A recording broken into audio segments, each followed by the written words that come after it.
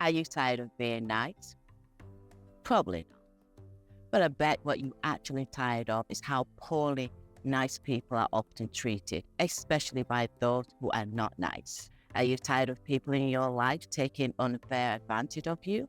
Are you tired of saying yes when you really want to say no? Are you tired of so many people interpreting niceness as weakness and vulnerability?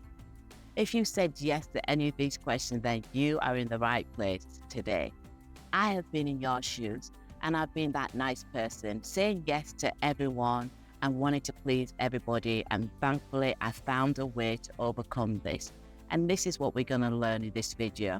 I'm going to share a few ideas and suggestions that I use to overcome this behavior. Hello, my fellow queens.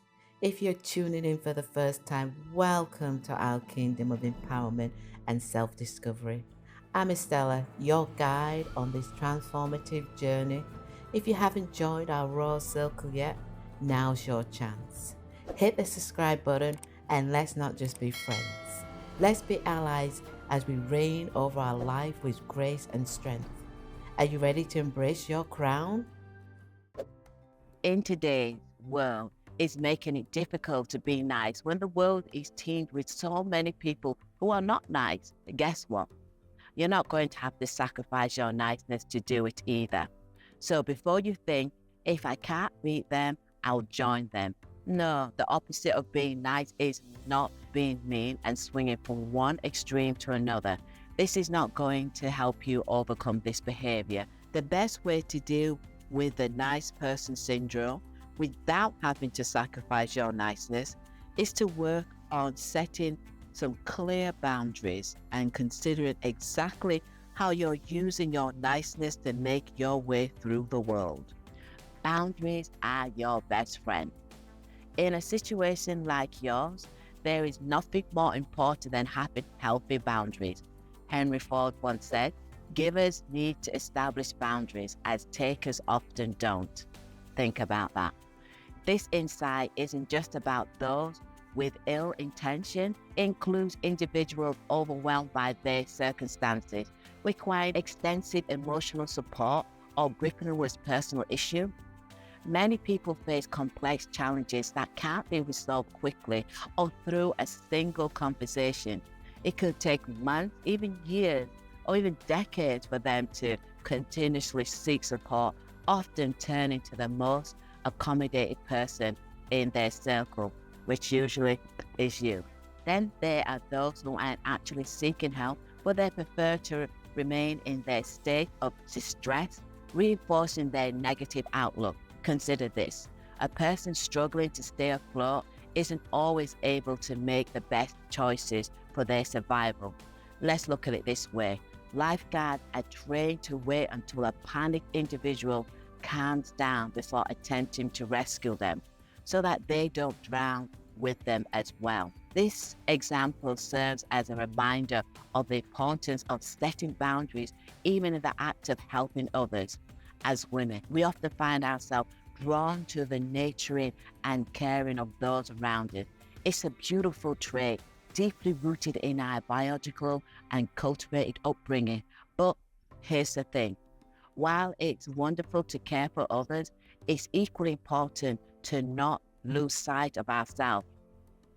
Our choices, our desires, they matter too. When we consistently prioritize others over ourselves, it can lead to a troubling pattern where we forget to honor our own needs and dreams. So let's take a practical step together. Grab a pen and paper and let's list down all the reasons why you want to be a nice person.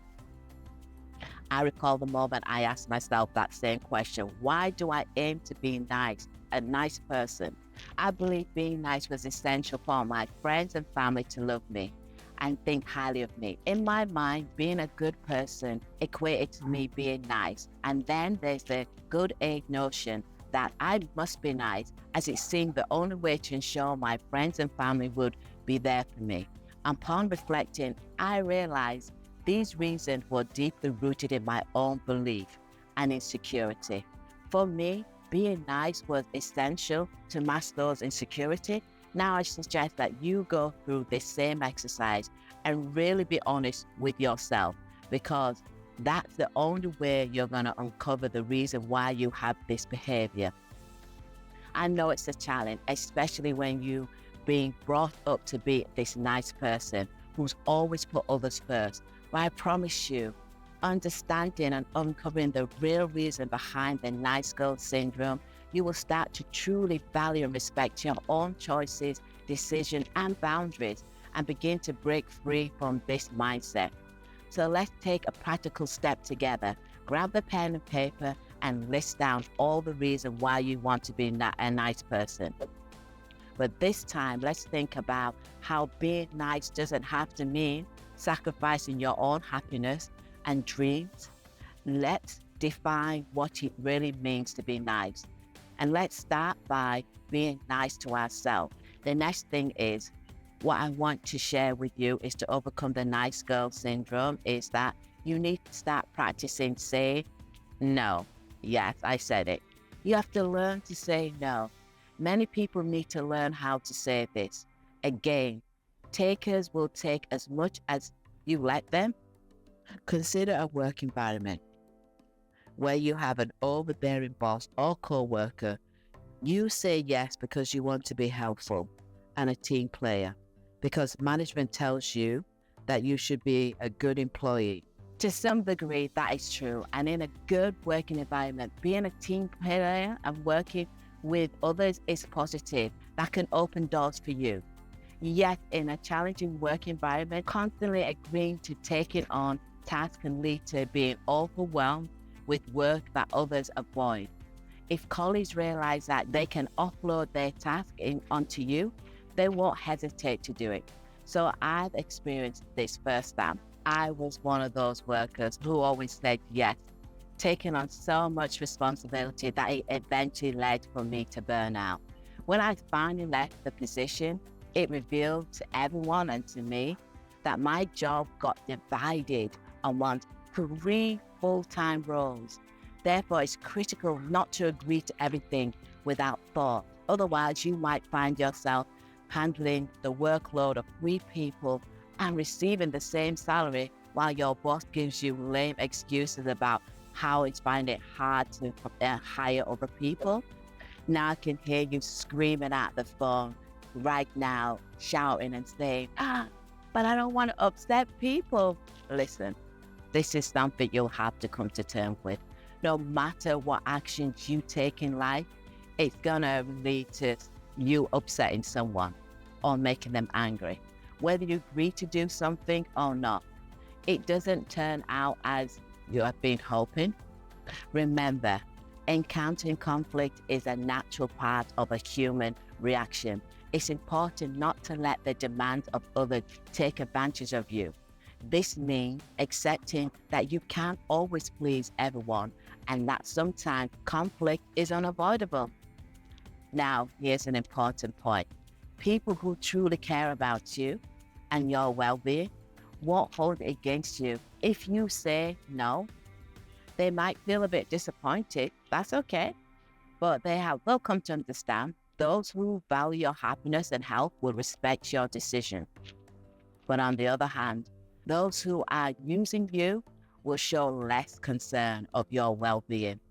Keep an eye on those people, so-called friends, who react negative when you start setting boundaries. Their annoyance might be they stem from losing the convenience you've provided to them. To ease into setting these boundaries, I began using phrases like, can I think about this? Or, let me check my schedule and get back to you. Over a few months, using those phrases helped me grow comfortable with saying no and setting good boundaries. I realized that saying no doesn't make me mean or mad. It simply means that I'm unable to fulfill someone's request at that moment. Do you have any other go-to phrases for this situation? I'd love to hear about them. So drop me a comment in the box below. Finally, another key strategy to breaking free from nice girl syndrome is to embrace self-acceptance. Relying on others' opinion for your self-worth can lead to people-pleasing habits. However, Accepting yourself flaws and all makes it easier to say no. Remind yourself, provide the love and validation you seek from others. If you fear of losing people stopping you from saying no, ask yourself this question: if it's worth keeping them around. Usually when you kindly explain that you cannot comply to a situation, most people will understand. And those who don't and choose to leave might be better off doing so. In my experience, explaining your reason with kindness often results in the people who generally care about you stay by your side, regardless of whether you say yes or no. So, my queens, I hope you found this tip useful.